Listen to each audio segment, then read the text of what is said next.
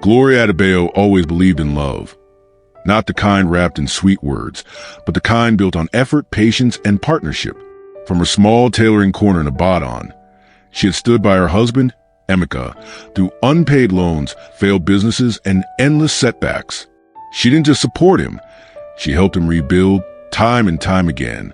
That Thursday afternoon, Emeka returned home wearing a crisp white shirt and a smile too wide for his face.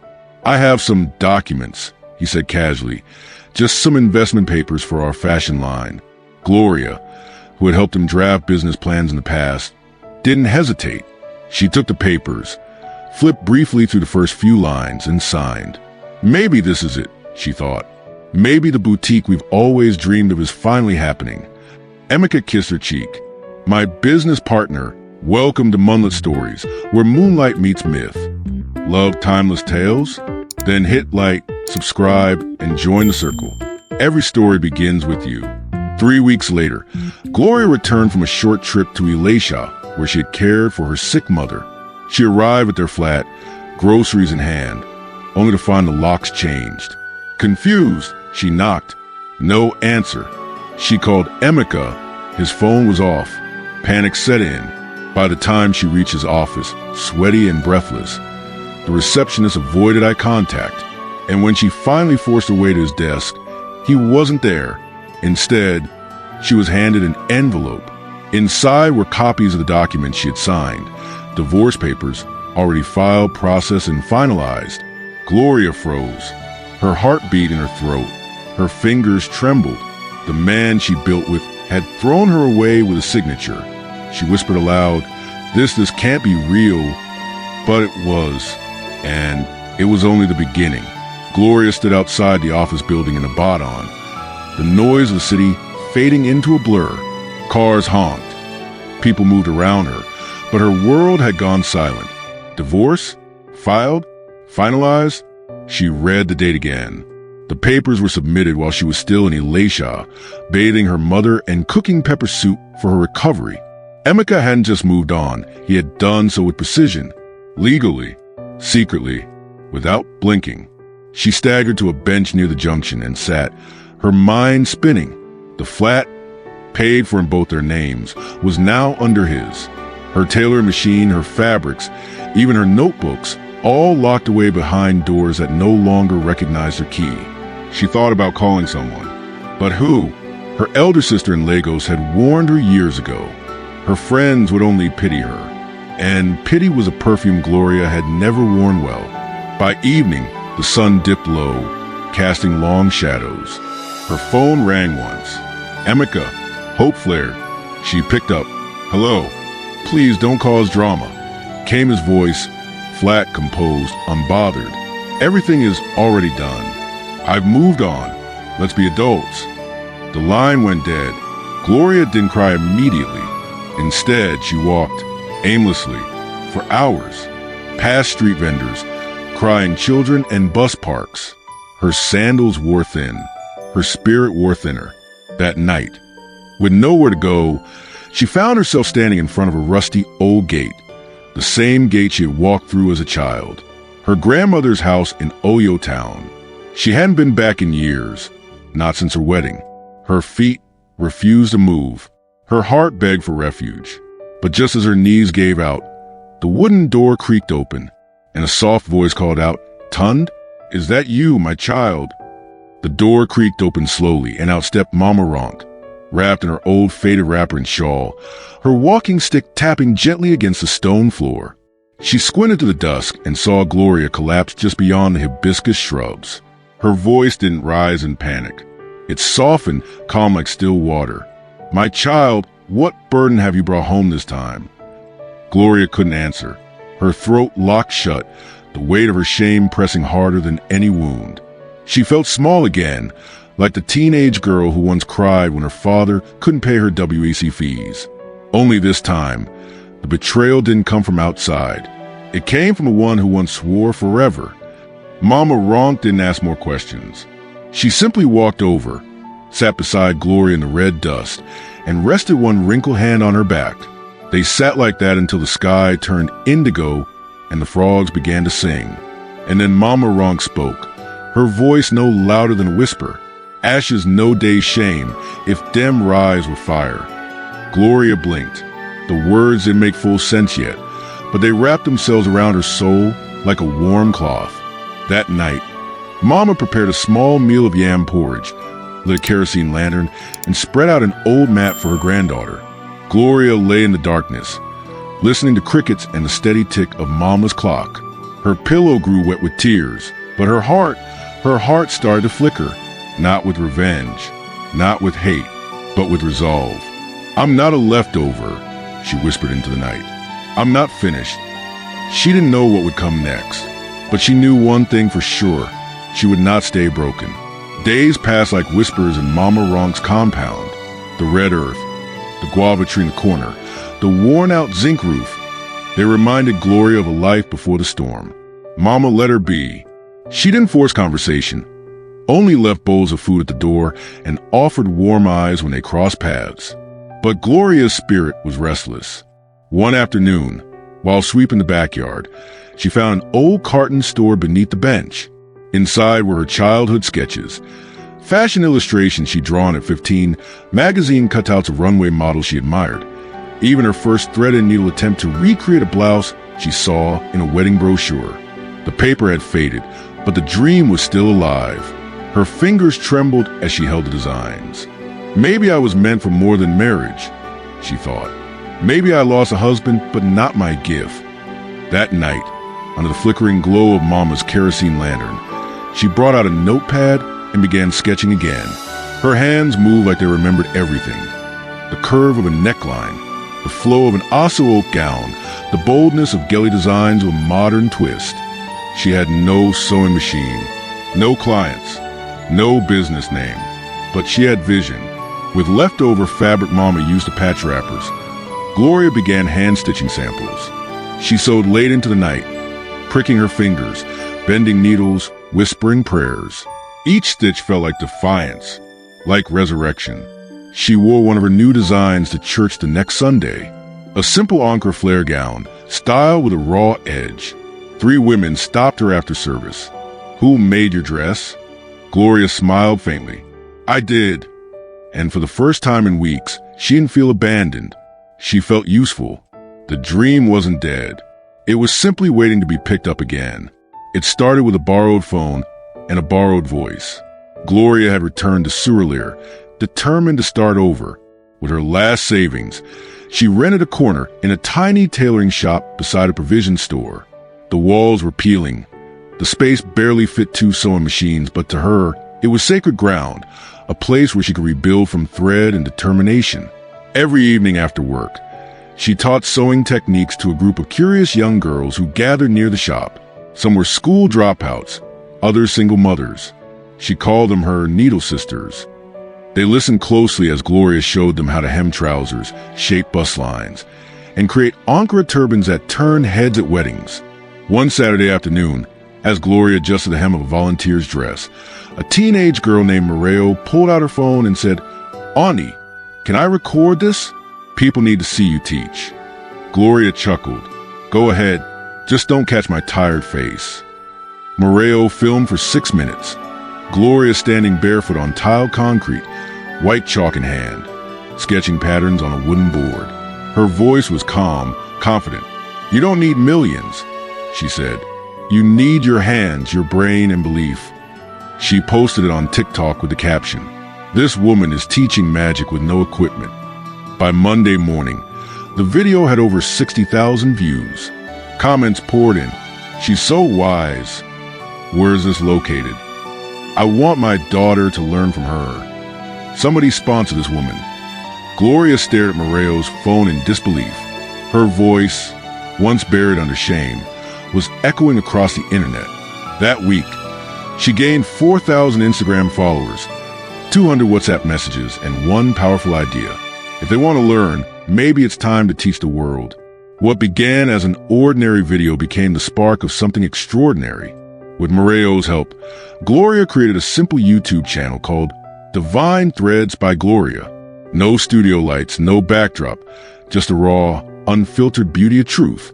Her first upload was a tutorial on how to cut a peplum top using leftover Ankara. She explained with clarity, her fingers working with quiet confidence, her voice filled with patience. Within a week, the video hit 30,000 views.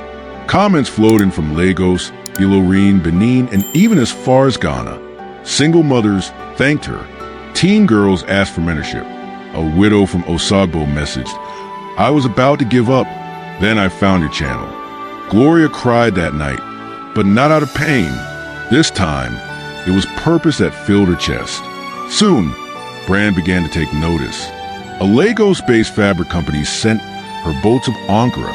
A local tailor donated an extra sewing machine. A small fashion magazine reached out for an interview. She even got a modest ring light from a woman in Ayotunde, who simply wrote, "Your voice gave me strength." And then came the letter, an official invitation to the Nigerian Women in Fashion and Enterprise Awards at Abuja. They wanted to honor her under the Emerging Voices category. Gloria nearly dropped her phone. She had once been silenced by betrayal. Now she was being celebrated with applause. Standing on that stage weeks later, wrapped in her own creation, a bold emerald gown with dramatic sleeves, she spoke to a room full of CEOs, journalists, and young women who looked at her with shining eyes. "I was once thrown away," she said, "but I decided to stitch my brokenness into something beautiful. I turned pain into power." The ovation that followed shook her soul. While Gloria's name was rising in Lagos and beyond, Emeka was sinking fast. After divorcing her, he moved in with Lade, a woman 10 years younger, known more for her Instagram followers than for any real ambition. She dazzled him with perfume, promises, and plans to turn his brand into a luxury fashion line. To Emeka, it felt like an upgrade, a stylish partner, a new apartment in Lekki Phase 1, and a lifestyle full of champagne, networking events, and fast money. But behind Lade's flawless makeup and sweet smiles lay a plan. She gained access to his accounts, his suppliers, his investors. She convinced him to put business properties in her name for tax benefits. Emeka, so eager to impress, signed without hesitation. Then one morning, just like Gloria, he woke up to find everything gone. Lade had disappeared. His car gone, his laptop missing, his accounts wiped clean. Even the investor deal he thought was secure, it had been quietly rerouted and his access blocked. He tried calling everyone. No one picked up. By the end of the week, 2 suppliers filed lawsuits. His staff resigned. His office lease was terminated. The same people who once hailed him as a visionary now avoided him like a bad omen. Within weeks, Emeka went from tailored suits to thrift clothes, from fine dining to begging ex-friends for loans. His once prized Lexus was repossessed. His phone screen cracked. His ego shattered. And then, as if the universe wanted him to feel the weight of irony, he saw it. A billboard at Yaba Roundabout. Gloria's face, radiant, proud, holding a mannequin and smiling with a tagline. Not just style, a story.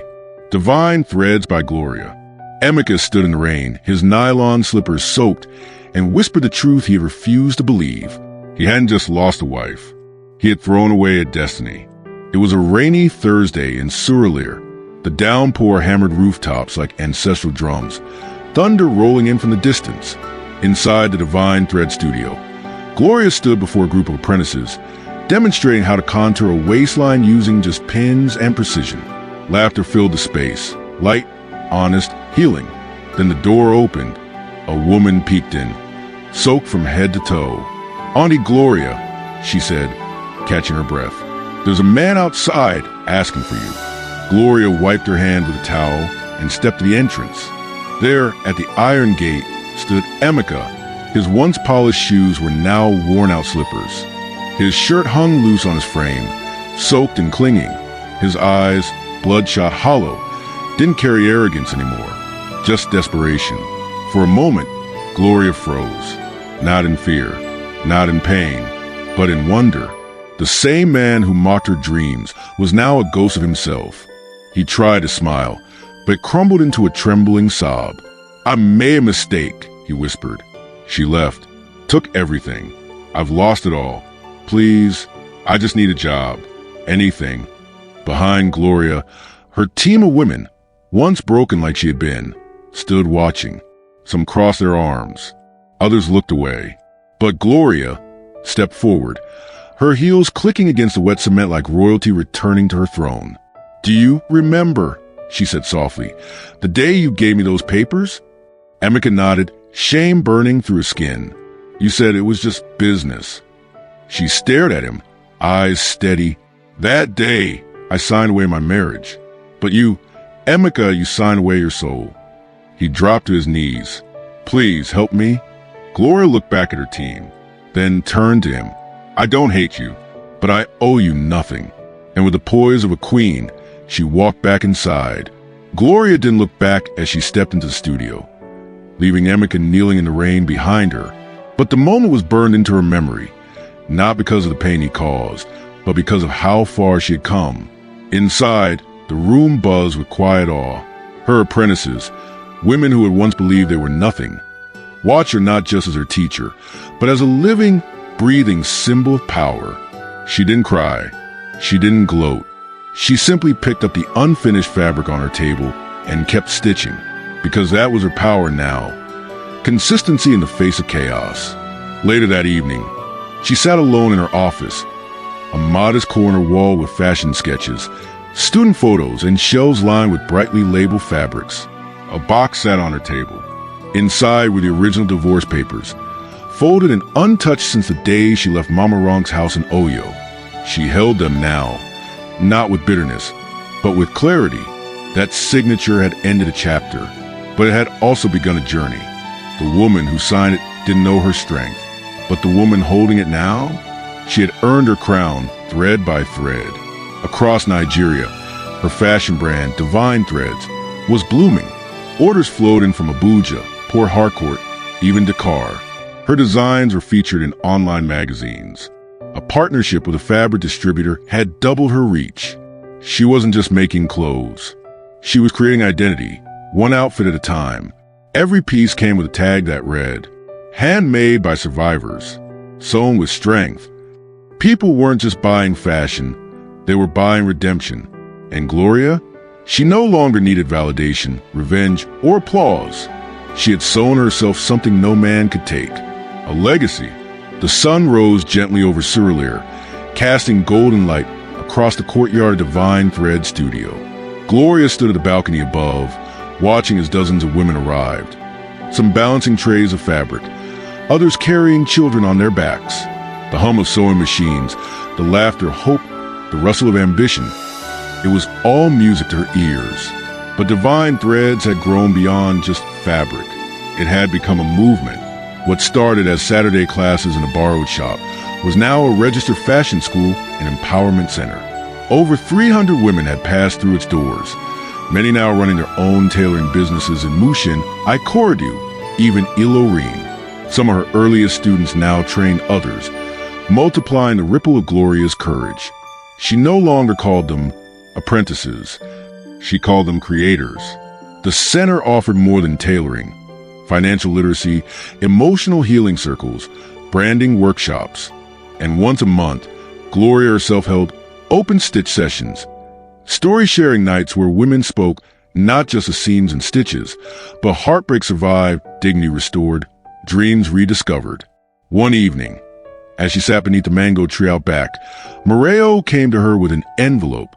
"Auntie Gloria," she grinned. "This just arrived."